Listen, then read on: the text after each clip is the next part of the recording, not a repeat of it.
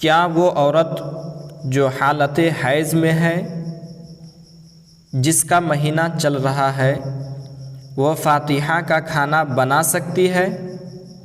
وہ فاتحہ کا کھانا بنا سکتی ہے اور اس کھانے پر فاتحہ دے سکتے ہیں یا نہیں؟ پہلے ایک چھوٹی سی گزارش ہے کہ آپ اگر ہمارے چینل پر نئے ہیں تو چینل کو سبسکرائب کریں، پسند آئے تو لائک اور شیئر کریں۔ اسلام کے اندر حائضہ عورت کو صرف چند عبادت جیسے نماز، روزہ، حج، طواف اور تلاوت قرآن وغیرہ سے منع کیا گیا۔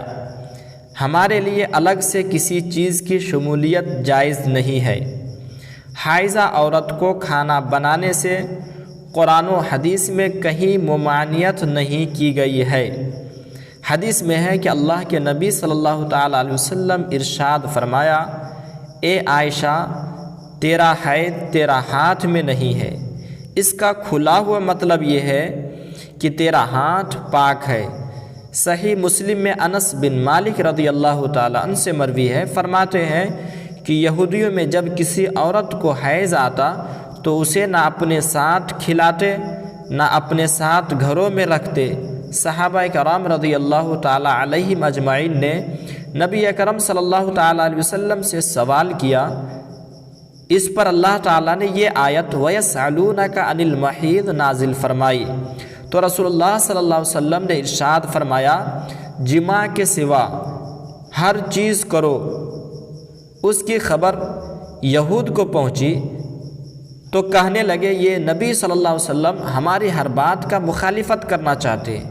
یعنی حضور اجازت یہ دیے کہ صرف بیوی کے ساتھ جماع سے باز رہو، جماع مت کرو، بقیہ ہر چیز کر سکتے ہو، کسی چیز سے پابندی نہیں رکھا۔ اس کے قریب جا سکتے، اس کے ساتھ کھا سکتے، اس کے ساتھ بیٹھ سکتے اور جماع کے سوا ہر تعلقات کو قائم رکھ سکتے ہیں۔ صحیح مسلم میں ام المؤمنین حضرت عائشہ صدیقہ رضی اللہ تعالی عنہا سے روایت ہے، وہ فرماتی ہے کہ میں زمانہ حیض میں پانی پیتی، پھر حضور اکرم صلی اللہ علیہ وسلم کو دے دیتی تو جس جگہ میرا منہ لگا ہوتا حضور وہیں دہن مبارک رکھ کر پیتے، اور حالت حیض میں ہڈی سے گوشت نوچ کر کھاتی، پھر حضور کو دے دیتی، حضور اپنا دہن شریف اس جگہ پر رکھتے جہاں میرا منہ لگا ہوتا۔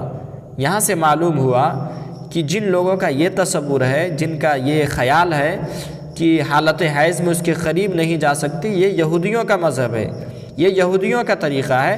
مسلمانوں کا مذہب یہ نہیں ہے۔ مسلمان کا وہ یہ ہے جو ابھی میں نے بیان کیا۔ حدیث میں اللہ کے نبی نے حکم دیا کہ اس کے قریب جاؤ، ہر چیز کر سکتے ہو سوائے جماع کے۔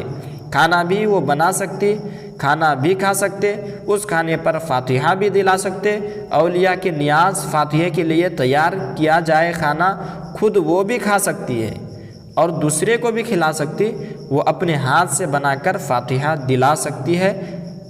شرعاً اس پر کوئی کراہیت نہیں ہے۔ یہ جو ہم سمجھتے یہ ہماری غلط فہمی ہے۔ فاتحہ کے کھانا وہ بنا سکتی ہے اور اس کھانے پر بلا کراہیت فاتحہ دے سکتے، دے کر دوسرے کو کھلا سکتے۔